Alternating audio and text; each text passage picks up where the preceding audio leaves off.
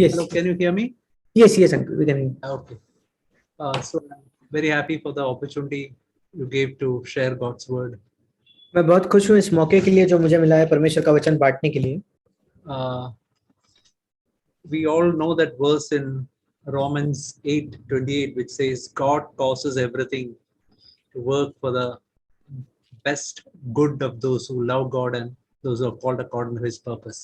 Romeo 8:28 के उस वचन को हम सब जानते हैं जहां लिखा है कि परमेश्वर उन सब के लिए सारी बातों को मिलकर भलाई ही उत्पन्न करता है जो उससे प्रेम रखते हैं और उसके उद्देश्य के अनुसार बुलाए गए हैं। And the good is that we have to be conformed to the image of Jesus Christ. और वो अच्छाई या वो भलाई ये है कि हम मसीह यीशु के स्वभाव में उसके स्वरूप में बन जाए। It's something like, as we heard, in a maybe in a water filter, even if we on the one end we pour extremely dirty water, on the other side it comes out as pure water. और जैसे हमने इस वचन के बारे में पहले भी सुना है कि ये एक वाटर फिल्टर की तरह काम करता है। किसी फिल्टर में अगर हम एक ओर से बहुत ही गंदा पानी उसमें डालें, उसके बावजूद दूसरे ओर से उसमें से अच्छा पानी और शुद्ध पानी ही बाहर आता है। That means we may encounter some really tough, difficult, maybe real sufferings we may encounter, but God can cause it in the end to work out for our best. इसका मतलब कई बार हम बहुत ही कठिन और मुश्किल, कभी-कभी बहुत पीड़ा से होकर गुजर सकते हैं, उसके बावजूद परमेश्वर उन सब बातों से मिलकर हमारे लिए भलाई और सर्वोत्तम बातें उत्पन्न करता है। Just think of the life of Paul. He was traveling all around, sharing God's word, establishing churches. और पौलुस के विषय में सोचिए कि वो सब जगह यात्रा करके परमेश्वर के वचन को बांटता था, कलीसियाओं की स्थापना करता था। Satan wanted to close his mouth, put him in prison. शैतान पौलुस का मुंह बंद करना चाहता था, उसे जेल में, बंदी गृह में डालना चाहता था। But when he was in Roman jail, he wrote those prison letters, Ephesians, Colossians, First Timothy, Second Timothy, all these letters, which were a benefit to the believers for the last 2000 years. पर जब पौलुस एक रोमी बंदी गृह में था, उस समय उसने बंदी गृह की पत्रियों को लिखा, मतलब इफिसियों की पत्री, कुलुसियों की पत्री, पहला तीमुथियुस, दूसरा तीमुथियुस, जो इन 2000 वर्षों में विश्वासियों के लिए बड़े लाभदायक रहे हैं। So in our life also, it is sometimes others may want to really put us in trouble, but in the end, God can cause it to work for our best. That is to be conformed to the image of Jesus Christ. इसलिए हमारे जीवन में भी कभी-कभी ये हो सकता है कि दूसरे लोग शायद हमें चोट पहुंचाना चाहते हैं, तकलीफ देना चाहते हैं, पर उसके अंत में वो परमेश्वर की भलाई ही उसमें से उत्पन्न होगी और हम मसीह जैसे बनेंगे। We read that verse that he has predestined us to be conformed to the image of Jesus. और वहां हम इस शब्द को पढ़ते हैं कि उसने पहले से ठहराया है कि हम उसके पुत्र के स्वरूप में हो जाए।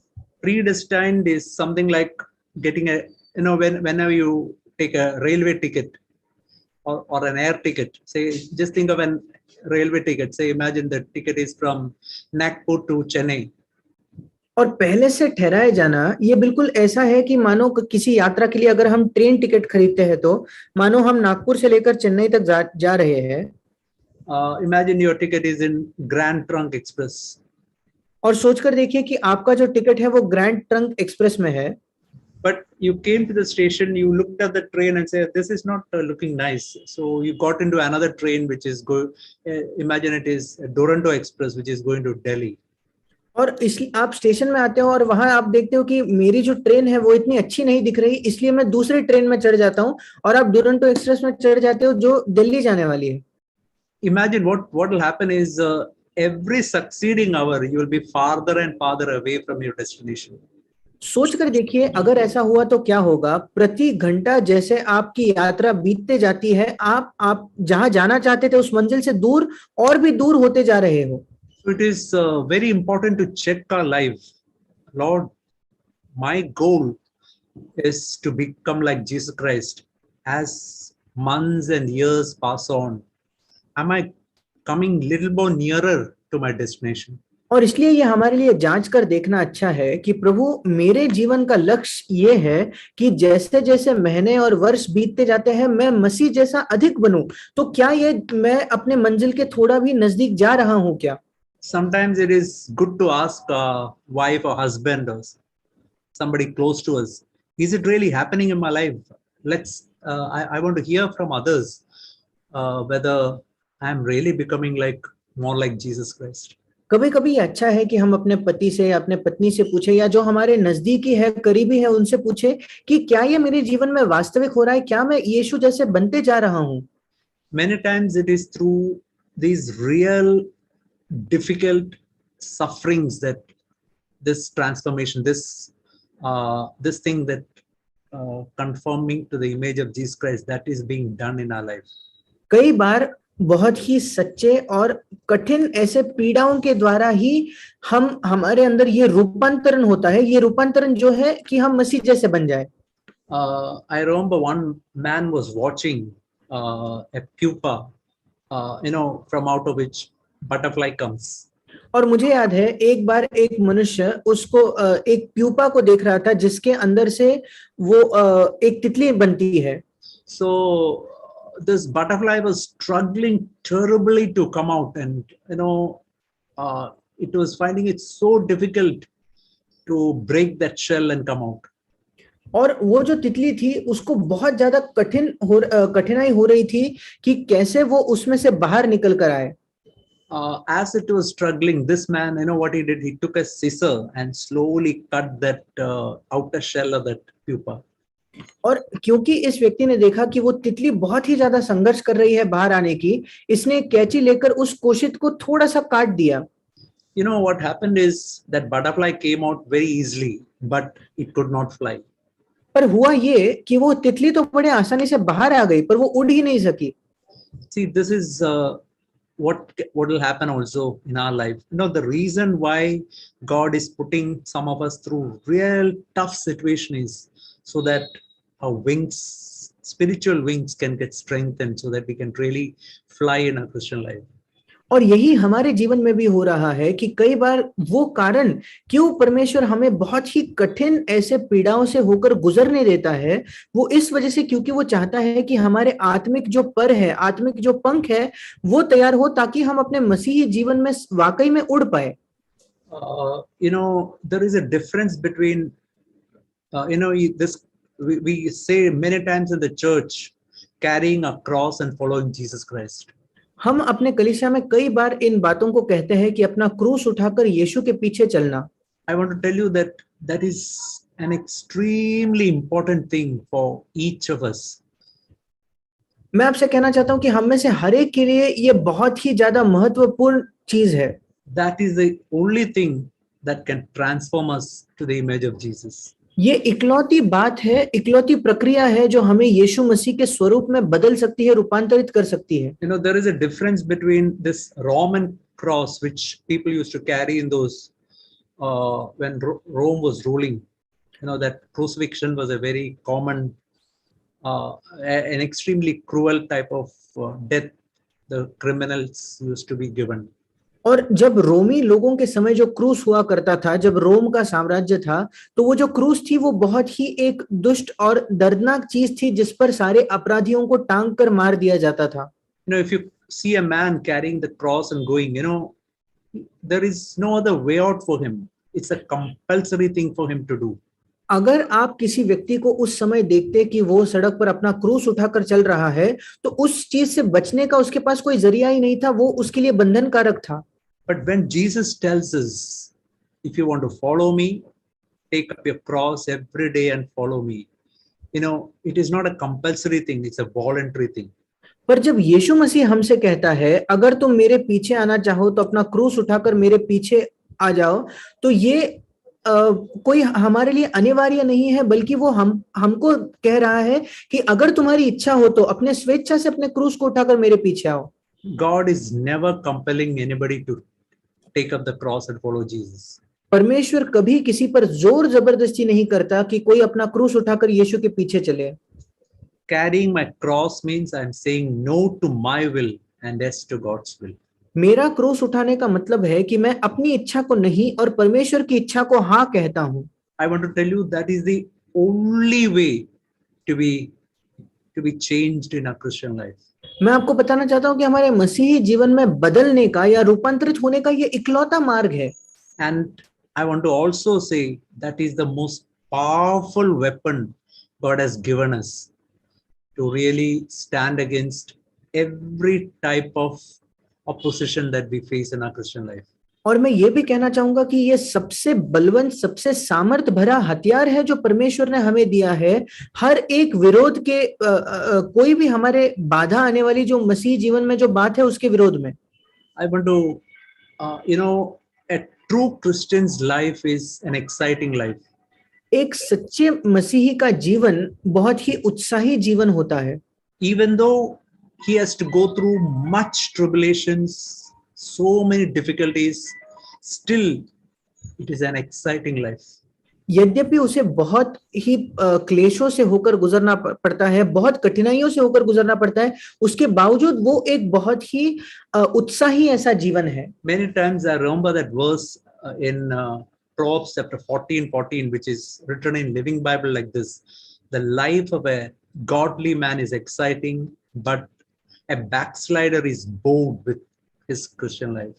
और कई बार नीति वचन 14:14 में जो लिखा है उसको, उसका जो लिविंग बाइबल में भावानुवाद किया है वो मुझे याद आता है कि किसी ईश्वरीय व्यक्ति का जीवन जो है वो बहुत ही उत्साही होता है, पर जो पीछे फिसलने वाला है वो हमेशा बोर हो जाता है, वो अपने जीवन से उब जाता है। If any time in my life I'm facing boredom, that is a clear sign that I've gone away from the way of the cross. अगर मेरे जीवन में कोई भी ऐसा समय आता है जहां मैं बोर हो चुका हूं, मैं जीवन से उब गया हूं, वो इसका मतलब ये है कि मैं क्रूस से दूर चले गया हूं। Because the reason why things have become boring is because I'm not taking my cross, I'm trying to do my will. That is a very difficult life to live. और क्यों चीजें बोरिंग या उबाऊ हो गई है, वो ये, उसका कारण ये है कि मैंने क्रूस उठाना बंद कर दिया है, मैं अपनी ही इच्छा करने लगा हूं, फिर तो सारी चीजें उबाऊ ही लगेंगी। It is Sadhu Sundar Singh who said that every man, either he will have to carry his cross and follow Jesus, or he has to carry the cross the world has to give. और साधु सुंदर सिंह का ये कथन है कि हर एक व्यक्ति को या तो उसका क्रूस उठाकर यीशु के पीछे चलना होगा या फिर उसे उस क्रूस को उठाना पड़ेगा जो संसार उस पर ला देगा। I think all of you know that verse in Matthew chapter 11, last verse, which says, मुझे लगता है आप सभी उस वचन को जानते हैं, मत्ती 11 उसका अंतिम वचन, My yoke is easy and my burden is light. क्योंकि मेरा जुआ सहज और मेरा बोझ हल्का है। The burden or the cross, if you carry the cross the world has to give you, I want to tell you there is an extremely heavy cross you have to carry. अगर हम वो क्रूस उठाएंगे जो संसार हमें देना चाहता है, तो मैं आपको बताना चाहता हूँ वो बहुत ही भारी बोझिल ऐसा क्रूस है। Just imagine, somebody humiliates you and you have to, God wants you to forgive him. और सोचकर देखिए, कोई आपको अपमानित करता है और परमेश्वर चाहता है कि आप उस व्यक्ति को क्षमा कर दो। See, you can shout at him, you can keep an unforgiving attitude against him, but that is, and I want to tell you, there is an extremely heavy life to live. आप उस पर चिल्ला सकते हो, आप उसके प्रति क्षमा न करने का रवैया अपना सकते हो, पर मैं आपको बताना चाहता हूँ ये बहुत ही भारी और कठिन जीवन है जो आप जी रहे हो। Many times you may lose sleep, you may not, you may roll in the bed thinking about what the other person has done to you, and it's a miserable life to live. कई बार आप अपनी नींद खो बैठोगे, आप रात में बिस्तर पर पड़े हो पर नींद नहीं आएगी क्योंकि आप सोच रहे हो उस व्यक्ति ने आपके विषय में क्या किया है। ये बहुत ही अभागा जीवन है जो हमें जीना पड़ेगा। But when you really forgive that person and when you remove from your heart all ill will, all malice, you will truly become joyful and happy. पर जब आप उस व्यक्ति को वाकई में हृदय से क्षमा करोगे, सारा बैर भाव, सारी कटुता अपने हृदय से आप निकाल दोगे, फिर आप वास्तविकता में, असलियत में आनंदी हो सकते हो, खुश हो सकते हो। So I want to share today 7 things that will encourage us to carry a cross every day in our life. और इसलिए आज मैं बातें बांटना चाहता हूँ, 7 विषयों के बारे में कहना चाहता हूँ जो हमें प्रोत्साहित करेंगे कि हम अपने क्रूस को उठाएं। I want to tell you that it is the only way we can be confirmed more and more to the image of Jesus. मैं आपको बताना चाहता हूँ कि ये इकलौता तरीका है जिसके द्वारा हम अधिक और अधिक यीशु मसीह जैसे बन सकते हैं। It's a painful, when you carry the cross, when you have to say no to your will and yes to God's will, there is a pain involved there. ये एक दर्दनाक प्रक्रिया है जब हमें अपना क्रूस उठाकर अपनी इच्छा को नहीं कह के परमेश्वर को हाँ कहना होता है, तो उस प्रक्रिया में दर्द है। But afterwards, you can say there is a joy that comes after taking up a cross and following Jesus. पर हम कह सकते हैं कि बाद में जब हम ये कर चुके हैं तो अपना क्रूस उठाकर यीशु के पीछे चलने में एक आनंद है। I want to tell you the first one I was thinking is we can as we carry the cross and follow Jesus, we'll be experiencing the power of God in our Christian life. और पहला प्रोत्साहन जिसके विषय में मैं सोच पाया वो ये था, जैसे हम अपने क्रूस को उठाकर यीशु के पीछे चलेंगे तो हम अपने मसीही जीवन में परमेश्वर की सामर्थ का अनुभव कर पाएंगे। We can read this verse in 1 Corinthians chapter 1 verse 18. पहला कुरिन्थ उसके पहले अध्याय के 18 वचन में हम एक वचन पढ़ेंगे। It's written, message of the cross is foolishness to those who are perishing, but to us who are being saved, it is the power of God. वहां लिखा है, क्योंकि क्रूस की, पहला कुरिन्थ 1:18, क्योंकि क्रूस की कथा नाश होने वालों के लिए मूर्खता है, परंतु हम उद्धार पाने वालों के लिए परमेश्वर की सामर्थ है। Just imagine like this. Imagine you come to a situation in your home. You want to shout at your wife or maybe shout at your husband. सोचकर देखिए एक ऐसी परिस्थिति के बारे में कि आप अपने पति या अपने पत्नी पर घर में चिल्लाना चाहते हो तो there are 2 choices now before you. अब आपके सामने 2 विकल्प है, 2 चुनाव है। One is you have heard in the church and so many you have read in the word of God to carry the cross and follow Jesus and to keep your mouth closed and to forgive your wife or husband. और पहला विकल्प तो ये है, क्योंकि आपने कलीसिया में कई बार सुना है, आपने परमेश्वर के वचन में पढ़ा है कि अभी आपको अपना क्रूस उठाकर अपना मुंह बंद रखना चाहिए और सामने वाले को क्षमा करना चाहिए। But the other alternative is you can count all those things which you heard as foolishness and you can shout at your wife. पर दूसरा विकल्प आपके सामने ये भी है कि जो कोई बातें आपने सुनी है उन सारी बातों को मूर्खता समझकर आप अपने पत्नी पर चिल्ला सकते हो। That is what is written here. For those who are perishing, the word of the cross is a foolishness. और यहाँ वही लिखा है, जो नाश होने वाले हैं उनके लिए क्रूस की कथा या क्रूस का वचन या क्रूस का शब्द मूर्खता है। See, I want to tell you, when you hear in the church, you may be excited about the message that you hear in the church. जब आप कलीसिया में इस संदेश को सुनते हो तो शायद जो संदेश आप सुन रहे हो उसके विषय में आप बहुत उत्साही हो सकते हो। But the question is, how are you reacting in your situation? पर सवाल ये है कि जब एक परिस्थिति सामने खड़ी होती है तब आप कैसी प्रतिक्रिया देते हो? How am I reacting in my situation? That is the most important question. मैं मेरे जीवन की परिस्थिति में कैसी प्रतिक्रिया देता हूँ, वो सबसे महत्वपूर्ण प्रश्न Am है। I counting the way of the cross as foolishness क्या or मैं as the power of God? क्या मैं क्रूस के मार्ग को मूर्खता समझता हूँ या परमेश्वर की सामर्थ समझता हूँ? It's written here, for those who are being saved, it is the power of God. और यहाँ लिखा है, परंतु हम उद्धार पाने वालों के लिए ये परमेश्वर की सामर्थ है। We can see this verse also in 2 Timothy chapter 3. हम दूसरा तिमोथी उसके 3 अध्याय में भी देखते हैं and verse 1. उसका पहला वचन, It's written that in the last days difficult times will come. और यहाँ लिखा है कि अंतिम दिनों में कठिन समय आएंगे। It is not that, it's not written here of times of persecution or things like that. Yeah, that they are there. That is not what is written here. यहाँ सताव आने वाले समय में जो सताव होगा, कठिन समय होंगे, उस विषय में नहीं लिखा है। हालांकि वो होगा, पर यहाँ उसके बारे में नहीं कहा जा रहा। I think it's in Living Bible which it's written that it is difficult to be a Christian in the last days. और लिविंग बाइबल में इस वचन का अनुवाद इस प्रकार किया गया है कि अंतिम दिनों में एक मसीही होना कठिन होगा। Or we can put it in this way: it will be difficult to distinguish who is the real Christian and who is the real Christian who is carrying the cross and following Jesus, and who is not, who is a religious person. या हम इसी को दूसरे शब्दों में ये भी कह सकते हैं कि अंतिम दिनों में ये अंतर करना, ये फर्क करना बहुत कठिन हो जाएगा कि कौन एक वास्तविक मसीही है जो अपना क्रूस उठाकर यीशु के पीछे चल रहा है, और कौन एक मसीही है जो ऐसा नहीं कर रहा।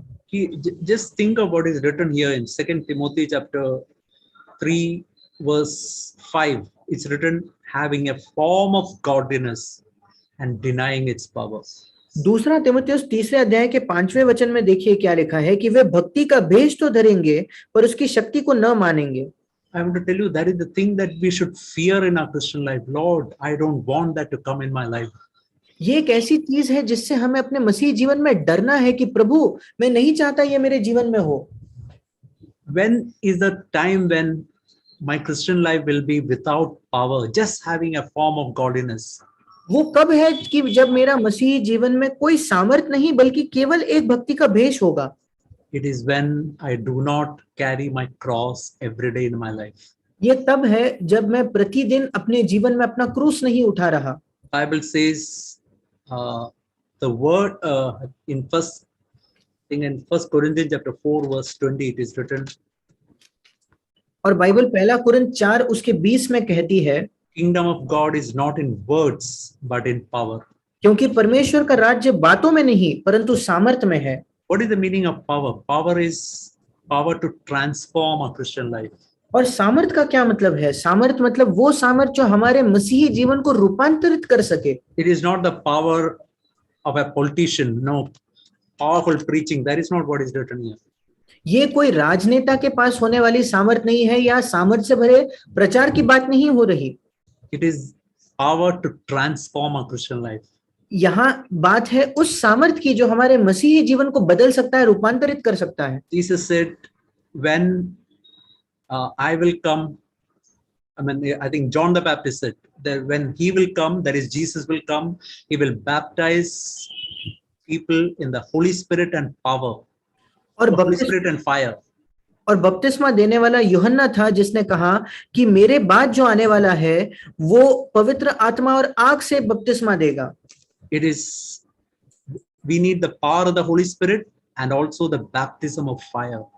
हमें पवित्र आत्मा के सामर्थ की आवश्यकता है, उसी के साथ उस आग के बपतिस्मा की आवश्यकता है। And it is a fire that will burn out our self life. और ये ऐसी आग है जो हमारे स्वयं के, हमारे खुद ही के जीवन को जला देगा। That is the thing that makes our Christian life a life of power.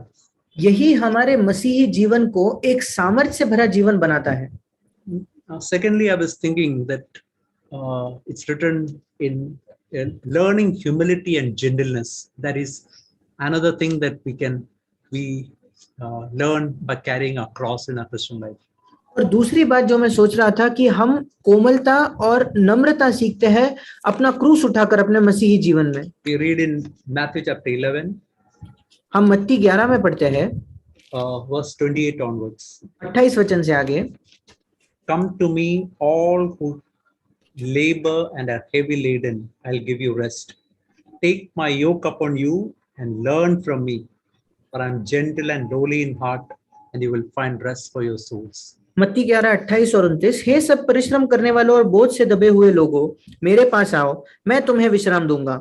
मेरा जुआ अपने ऊपर उठा लो और मुझसे सीखो, क्योंकि मैं नम्र और मन में दीन हूँ, और तुम अपने मन में विश्राम पाओगे। Yeah, whenever we find our Christian life laboring, as is written, labor and heavy laden, what is needed is to come to Jesus. जब कभी हम अपने मसीही जीवन को बहुत ही बोझ से दबा हुआ या ऐसे हमें लगता है कि हम बहुत परिश्रम कर रहे हैं, तब हमारी आवश्यकता यह है कि हम यीशु के पास आए। it is possible that the reason why Christian life becomes burdensome is it may be because we are trying in our own effort to live the Christian life. और ये संभव है कि क्यों मसीही जीवन हमारे लिए बहुत ही बोझिल हो जाता है, वो ये हो सकता है कि कहीं हम अपना मसीही जीवन शायद अपने ही परिश्रम, अपनी ही मेहनत से जीने की कोशिश कर रहे हैं. Or it can be that we are trying to do our own will, and that is also extremely burdensome to when we live like that.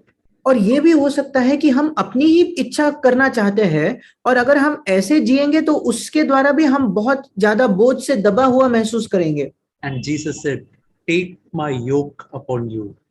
और यीशु ने कहा, मेरा जुआ अपने ऊपर उठा लो. No, that is an extremely common example in agriculture where two bullocks are yoked together. और खेती में बहुत ही आम तौर पर देखने वाला ये उदाहरण है जहां दो बैल जो होते हैं वो एक ही जुए में जुट जाते हैं. What Jesus is telling is, I will come with you. We have to be yoked. You have to be yoked with me as you walk in this Christian life. और यीशु मसीह ये कह रहा है कि मैं तुम्हारे साथ चलूंगा, इस मसीही जीवन में तुम्हें मेरे साथ जुआ उठाना है. Another way of telling is you have to deny your will and follow me. और वो दूसरे शब्दों में ये कह रहा है कि तुम्हें अपनी इच्छा का इनकार करके मेरे पीछे चलना है. And as I do it, what will happen? और जैसे मैं ये करने लगूंगा तो क्या होगा? We can see in verse 29, you can learn from me gentleness and humility. 29 वचन में लिखा है कि तुम मुझसे कोमलता और नम्रता सीखोगे. I was thinking many times I remember the Lord telling me, you have to be gentle in your behavior. और मुझे याद है कई बार प्रभु मुझसे कहता है कि तुम्हारे चाल चलन में तुम्हें और भी कोमल होने की जरूरत है, सौम्य होने की जरूरत है. In your behavior with your family members, I want to be gentle. In your talk, I want to be gentle. अपने परिवार के लोगों के साथ तुम जैसे पेश आते हो, तुम्हारी बातचीत में मैं चाहता हूं कि तुम सौम्य बनो. And I have to learn that from Jesus.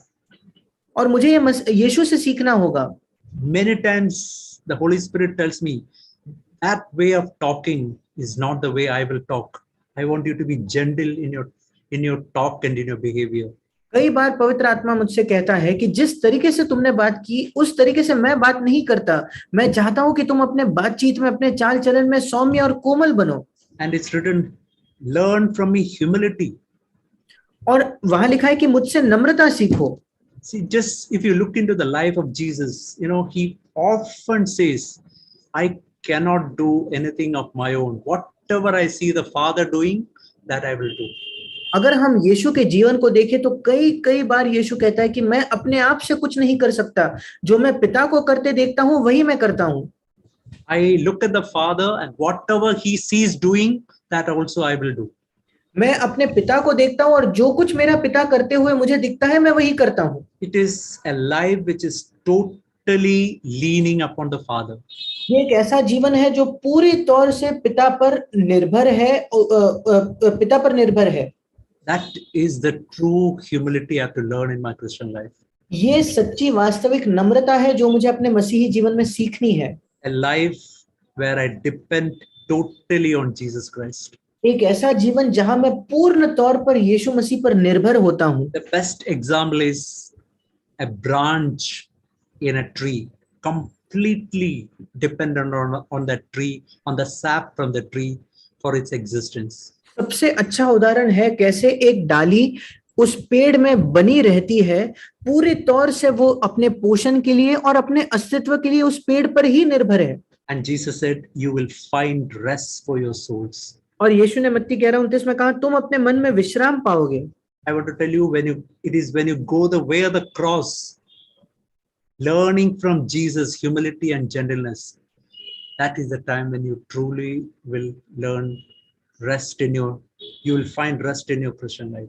मैं आपसे कहना चाहता हूं, जब आप क्रूस के मार्ग से होकर जाओगे, जब आप यीशु से नम्रता और कोमलता सीखोगे, तब आप अपने मसीही जीवन में सच्चाई में और वास्तविकता में विश्राम पाओगे. We read in that is what third thing I want to learn, say as we carry the cross, that is a path to that will give us rest and joy and peace in our Christian life. और तीसरी बात जो मैं कहना चाहता हूं कि क्रूस उठाकर हमारे साथ होगा कि वो हमारे मसीही जीवन में हमें विश्राम और आनंद देगा. We can read this verse in Galatians chapter 6. हम गलातियों की पत्री उसके 6 अध्याय में इस वचन को पढ़ते हैं.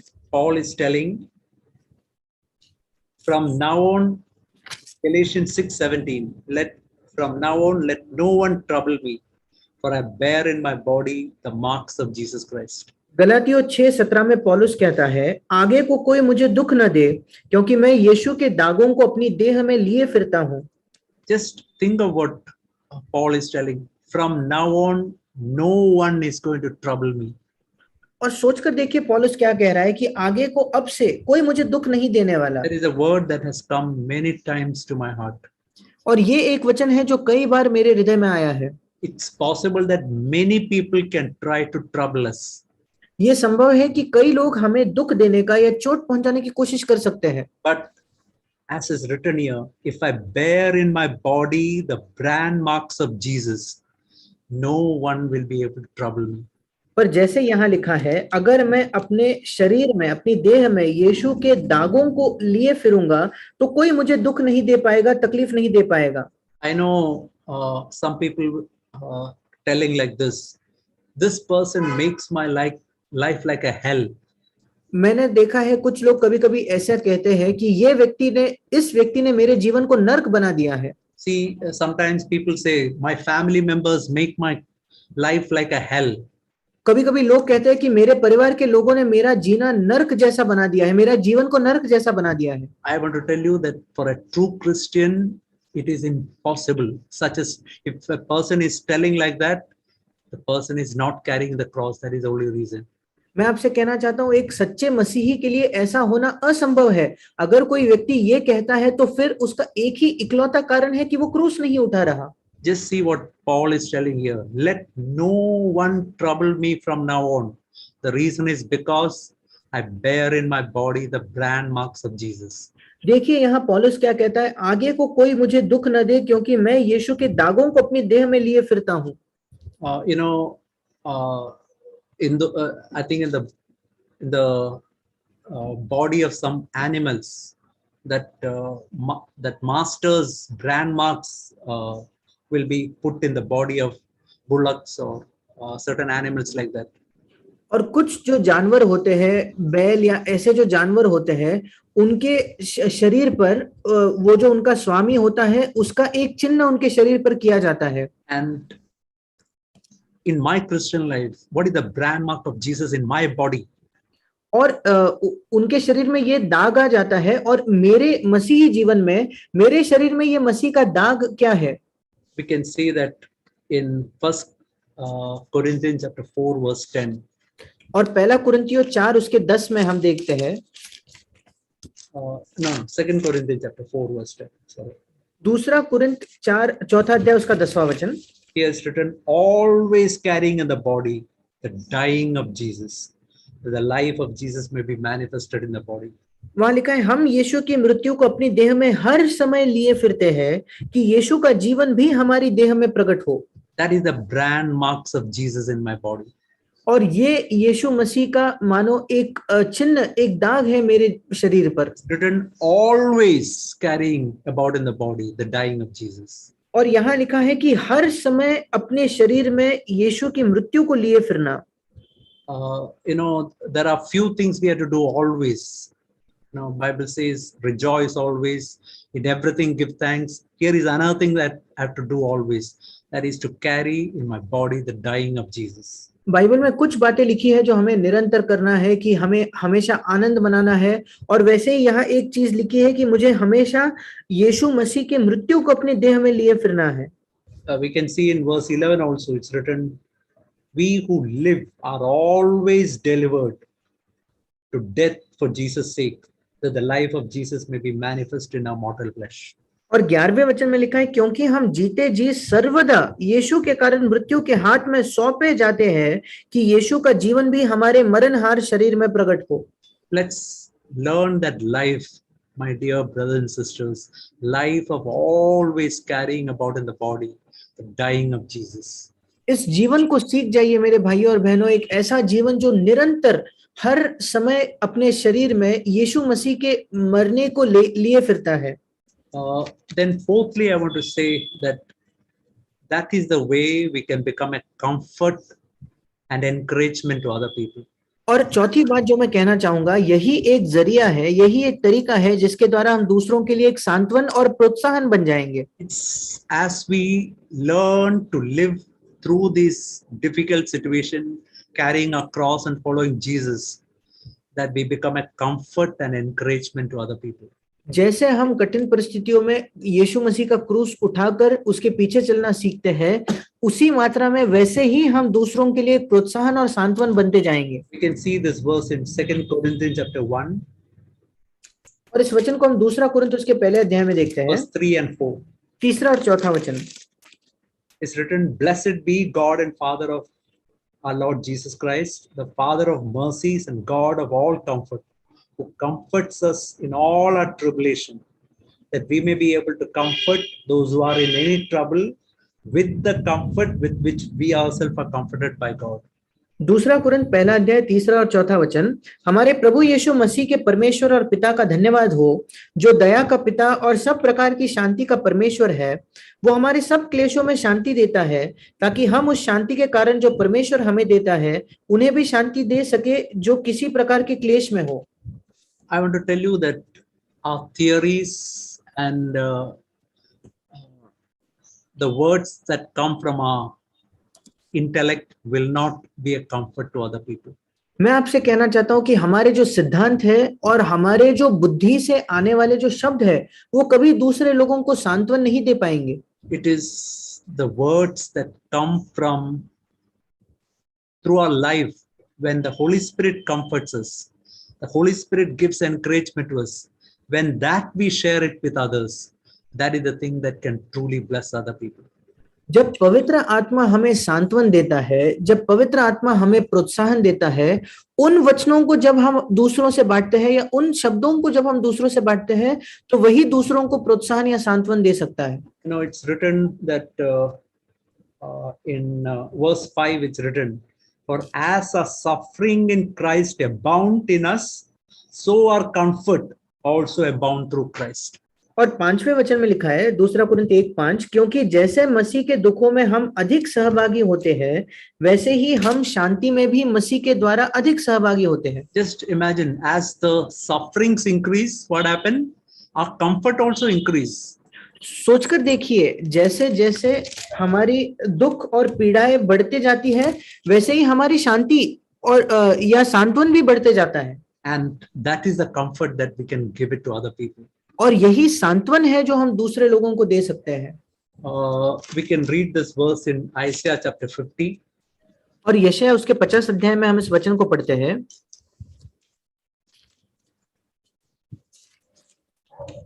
Isaiah 50 and verse 4 to 7.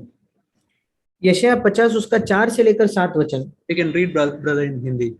यशायाह 50 4 से 7। प्रभु यहोवा ने मुझे सीखने वालों की जीभ दी है कि मैं थके हुए को अपने वचन के द्वारा संभालना जानूं।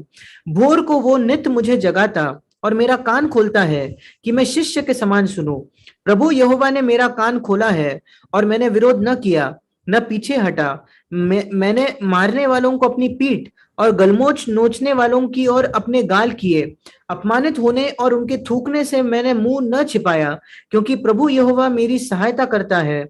इस कारण मैंने संकोच नहीं किया, वरन अपना माथा चकमक के समान कड़ा किया, क्योंकि मुझे निश्चय था कि मुझे लज्जित होना न पड़ेगा। Yeah, it's written that the Lord has given me the tongue of a disciple. और यहाँ लिखा है कि प्रभु ने मुझे सीखने वालों की, इंग्लिश में लिखा है, एक शिष्य की जीभ दी है। And here it's also written, He awakens my ear morning by morning. और यहाँ ये भी लिखा है कि भोर को वो नित मुझे जगाता और मेरा कान खोलता है।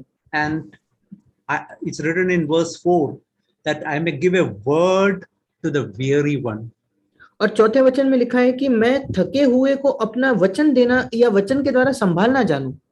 So there can be many times many weary people come across our Christian life. और यह संभव है कि कई बार हम कई थके हुए लोगों को मिलते हैं अपने मसीही जीवन में, Just like that person who was wounded and lying on the street, and the Samaritan came and helped him. बिल्कुल वैसे ही जैसे वो व्यक्ति चोट खाया हुआ अधमुआ उस वो जो व्यक्ति पड़ा था उस सड़क पर, और उस सामरी व्यक्ति ने आकर उसकी सहायता की. So in order to help such people, many times God takes us through tough and difficult situation. और ऐसे लोगों की सहायता करने के लिए ही कई बार परमेश्वर हमें कठिन और मुश्किल हालातों में से लेकर ले जाता है. It's written in verse 6, I gave my back to those who struck me, and my cheek to those who pluck out the beard. और छठे वचन में लिखा है कि मैंने मारने वालों को अपनी पीठ और गलमोच नोचने वालों को अपने गाल की ओर अपने गाल किए हैं. And verse 7 it's written, I have set my face like a flint. और सातवें वचन में लिखा है मैंने अपना माथा चकमक के समान कड़ा किया है. You know, it's written of Jesus that when he went to Jerusalem, he set his face like a flint toward Jerusalem. और यीशु के विषय में लिखा है जब वो यरूशलेम जाने निकला तो उसने मानो अपना माथा जो था वो चकमक के समान कड़ा किया था यरूशलेम की दिशा से. You know, I think it's written, I think in Luke, that when he was setting his face to go towards Jerusalem, many people were not ready to accept him. और लूका के सुसमाचार में शायद लिखा है कि जब वो यरूशलेम की ओर जाने का निश्चय कर रहा था तो कई लोग उसे स्वीकार नहीं कर रहे थे. And that is the way that we also, God wants us also to go, to set our face like a flint, to go the way of the cross. और यही तरीके से प्रभु हमारे लिए भी चाहता है कि हम एक कड़ा मानो निश्चय कर ले कि हम क्रूस के मार्ग पर चलेंगे. Then I was thinking that the fifth thing I was thinking is that is the secret of a fruit-bearing Christian life in our life. और पांचवी बात जो मैं सोच रहा था कि क्रूस का मार्ग ये हमारे मसीही जीवन हमारे लिए फलवंत मसीही जीवन का रहस्य है. We read in John chapter 12 verse 24. हम यूहन्ना 12 उसके 24 वचन में पढ़ते हैं. Most assuredly I say to you, unless the grain of wheat falls to the ground and dies, it remains alone. But if it dies, it produces much fruit. वहां लिखा है कि मैं तुमसे सच सच कहता हूं कि जब तक गेहूं का दाना भूमि में पड़कर मर नहीं जाता वो अकेला रहता है, परंतु जब मर जाता है तो बहुत फल लाता है. See, there's a very simple example. Just imagine you keep a grain of wheat outside, open to everybody. Nothing will happen. Years can pass and nothing will happen. ये एक बड़ा साधारण सा उदाहरण है कि अगर आप गेहूं का दाना बाहर खुले में रखे जहां सब लोग उसे देख सकते हो तो सालों भी बीत जाएंगे पर कुछ नहीं होगा उस दाने के साथ. But when it falls to the ground, goes under the earth, hidden from everybody, and when it dies, a miracle happens. Something wonderful comes out of that grain of wheat. पर जब वो भूमि में पड़कर जमीन के नीचे जाकर सबसे छिपा हुआ होता है तो और मर जाता है, तब एक चमत्कार होता है. उस एक गेहूं के दाने में से वो पौधा आता है. And that is what God wants in our life also to happen. Away from the sight of everybody, in a hidden life where nobody sees, maybe in a house, maybe in a workplace, to go under the earth and to die. और यही परमेश्वर हमारे जीवन में भी चाहता है कि एक छिपे हुए स्थान में, उस जगह जहां कोई हमें नहीं देख रहा, उस जमीन के नीचे, शायद हमारे परिवार के, हमारे घर के जगह या हम जहां काम करते हैं वहां हम भूमि में पड़कर मर जाए. Many times we ask, Lord, why are you allowing so much of suffering in my life, all these situations in my life? It is so that I can go under the earth and die. कई बार हम शायद सोचते हैं कि प्रभु क्यों तू इतनी पीड़ाओं को, इतनी कठिन परिस्थितियों को मेरे जीवन में आने की अनुमति देता है. तो उसका कारण यह है कि वो चाहता है कि मैं भूमि में पड़कर, भूमि के नीचे जाकर मर जाऊं. Jesus said, he who loves his self life will lose it. He who hates his self life in this world will keep it for life eternal. यीशु ने कहा जो अपने प्राण को या अपने खुद के जीवन को इस संसार में प्रिय जानता है वो उसे खो देगा, पर जो इस जगत में अपने प्राण को अप्रिय जानता है, मतलब अपने खुद के जीवन को अप्रिय जानता है, वो अनंत जीवन के लिए उसकी रक्षा करेगा। Sixthly, I was thinking that is the way of the cross is the way by which we can cease from sin. और छठी बात जो मैं सोच रहा था कि क्रूस का मार्ग ये वो मार्ग है जिसके द्वारा हम पाप करने से रुक सकते हैं। In First Peter chapter 4 verse 1 it's written. पहला पत्रस चौथे अध्याय के पहले वचन में लिखा है। That's a wonderful verse. We all can take it to heart in our life. ये एक अद्भुत वचन है जो हम सब अपने हृदय में ले सकते हैं। It's written, since Christ has suffered death in the flesh. और वहां लिखा है इसलिए जबकि मसीह ने शरीर में होकर दुख उठाया, और इंग्लिश में लिखा है कि उसने शरीर में होकर मृत्यु को सहा। I think in some translation it's written, Jesus has suffered death and suffered death in the body. It's not death in the body, it's death in the flesh. कुछ अनुवादों में लिखा है कि यीशु मसीह ने अपने शरीर में मृत्यु को सहा, पर वो उसके शरीर में उसका जो देह था उसमें उसने उस मृत्यु को सहा था। It's written, Christ has suffered for us in the flesh. Flesh is referring to our will. और वहां लिखा है कि मसीह ने शरीर में दुख उठाया, उसका मतलब वो उसका तात्पर्य है उसके अपनी इच्छा से। It's not written in the body, it's written in the flesh. और इंग्लिश में दो अलग अलग शब्द है, बॉडी और फ्लैश, पर हिंदी में हम दोनों के लिए शरीर ही इस्तेमाल करते हैं, पर यहाँ जो शरीर इस्तेमाल किया गया है उसका मतलब है हमारी इच्छा। And Bible says, arm yourself also with the same mind, because he who has suffered death in the flesh has ceased from sin. और इसी वचन में आगे लिखा है तो तुम भी उसी मनसा को हथियार के समान धारण करो, क्योंकि जिसने शरीर में दुख उठाया, और इंग्लिश में लिखा है जिसने शरीर में मृत्यु को सहा है वो पाप से छूट गया है। So it is written, you have to arm yourself. This is the armor that we have to carry in our Christian life. और यहाँ लिखा है कि हमें इस हथियार को धारण करना है, ये एक हथियार है जो हमें अपने मसीह जीवन में लेना है। And he who has suffered in the flesh is written, he has ceased from sin. जिसने शरीर में दुख उठाया है वो पाप से छूट गया है, वैसा लिखा है। That means when this armor I'm carrying in my Christian life, that is, Lord, I want to die in these different situations that you allow in my life. You know what happens? Slowly the power of sin ceases from my Christian life. इसका मतलब जब मैं इस हथियार को अपने जीवन में उठाता हूँ, मतलब जब मैं अपने आप के प्रति मरने के लिए तैयार होता हूँ, तब uncle can you repeat once? Power of sin ceases from our Christian life. तब हमारे मसीही जीवन में जो पाप की सामर्थ्य है उससे हम छुटकारा पाते हैं। I want to ask every brother and sisters who is listening to me, is anger slowly ceasing from our Christian life? Is lust ceasing from our life? Anxiety ceasing from our life? That is the life to which Jesus called us. और मैं सारे भाइयों और बहनों से ये सवाल करना चाहता हूँ, क्या गुस्से से हम छूट रहे हैं? क्या हम धीरे धीरे करके लालसा से मुक्त हो रहे हैं? क्या हम चिंता करने से मुक्त हो रहे हैं? क्योंकि यही जीवन है जो जीने के लिए प्रभु ने हमें बुलाया है। I want to encourage you. This is the life. It's really possible slowly to cease from sin in our Christian life. मैं आपको प्रोत्साहित करना चाहता हूँ, ये ऐसा जीवन है जिसमें धीरे धीरे करके पाप से हम छुटकारा पाते जाते हैं। ये संभव है हमारे मसीही जीवन में। As that example I gave, we have to see as time pass on, I'm coming to my destination more and more. और ये बिल्कुल वैसा है जैसे मैंने शुरुआत में उदाहरण दिया था कि जैसे समय बीतता जाता है मुझे देखना है कि क्या मैं अपने मंजिल के और नजदीक जा रहा हूँ। If you have entered the correct train, every succeeding hour you will be closer to your destination. अगर आप सही ट्रेन में बैठ गए हो तो जैसे जैसे समय बीतता जाता है प्रत्येक क्षण आप आपके मंजिल के और निकट और नजदीक जाने लगोगे। That is what I have to ask myself.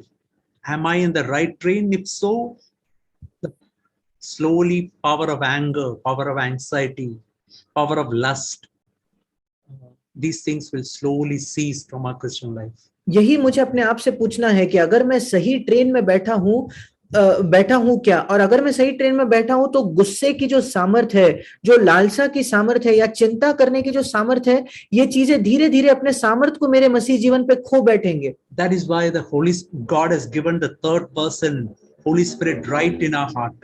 इसलिए परमेश्वर ने उस त्रैक्य परमेश्वर के तीसरे व्यक्ति पवित्र आत्मा को हमारे हृदय में दिया है। And the last thing I was thinking is that is the way we can manifest the life of Jesus Christ. और आखिरी बात जो मैं सोच रहा था, यही एक जरिया है, यही एक मार्ग है जिसके द्वारा हम मसीह के जीवन को प्रकट कर सकते हैं। As is written in 1 Corinthians chapter 4 verse 10, as I carry always in my body the dying of Jesus, the life of Jesus will be manifest in my life. और जैसे दूसरे कुरिन्थ 4 उसके 10 में लिखा है, क्योंकि मैं हर समय यीशु की मृत्यु को अपने देह में लिए फिरता हूं कि यीशु का जीवन भी हमारी देह में प्रकट हो। It is as I carry in my body the dying of Jesus, his patience, his kindness will be manifest in our Christian life. जैसे मैं अपने शरीर में यीशु की मृत्यु को लिए फिरूंगा, वैसे उसकी धीरज, उसकी जो भलाई है वो मेरे जीवन में प्रकट होने लगेगी। So I want to encourage all of us, let's really go this way of the cross. और मैं हम सबको प्रोत्साहित करना चाहता हूं कि आइए हम इस क्रूस के मार्ग पर चले। I want to just tell a story of a man called Samuel Bringles. और मैं एक कहानी बताना चाहूंगा एक ऐसे व्यक्ति की जिसका नाम था Samuel Brengles. He was in Salvation Army. वो सैल्वेशन आर्मी में था। One day he was walking in the street and a mad person threw a brick at him. एक दिन वो सड़क पर चल रहा था और किसी पागल व्यक्ति ने उस पर एक ईंट फेंकी। It hurt him so much that I think for almost for one year he was in the hospital. और उसको ऐसी चोट लगी उसके वजह से कि लगभग 1 वर्ष के लिए वो अस्पताल में था। But while he was lying in the hospital, he wrote a book which is named Helps to Holiness. पर जब वो अस्पताल में था, उसने एक किताब लिखी जिसका नाम था पवित्रता के लिए सहायता। And that book became a help to so many people all over the world. और वो एक ऐसी किताब है जो इस संसार में कई लोगों के लिए एक सहायता बन गई। And afterwards he wrote that, but for that stone, that brick that fell in my body, this book would never have come out. और बाद में वो सैमुअल ब्रिंगल्स कहते थे कि अगर वो ईंट मुझ पर नहीं गिरती तो ये किताब कभी नहीं बनती। And that is how in our Christian life also many times God leads us through real tough and difficult situation, but he has got a wonderful outcome to come through to each of our lives. और यही कई बार हमारे मसीह जीवन में भी होता है कि परमेश्वर कई बार हमें बहुत ही कठिन और कठिन परिस्थितियों से ले जाता है, पर इन सारी बातों का नतीजा हमारे मसीह जीवन में बहुत अच्छा होता है। I want to encourage all of us. Let's be encouraged to carry the cross and follow Jesus Christ. मैं हम सबको प्रोत्साहित करना चाहता हूं कि आइए हम प्रोत्साहित हो जाए कि हम यीशु मसीह के हम क्रूस को उठाकर यीशु मसीह के पीछे चले। That is how we can manifest the life of Jesus. ऐसे इसी प्रकार से हम यीशु मसीह के जीवन को प्रकट कर सकते हैं। May God help us. परमेश्वर हमारी सहायता करे।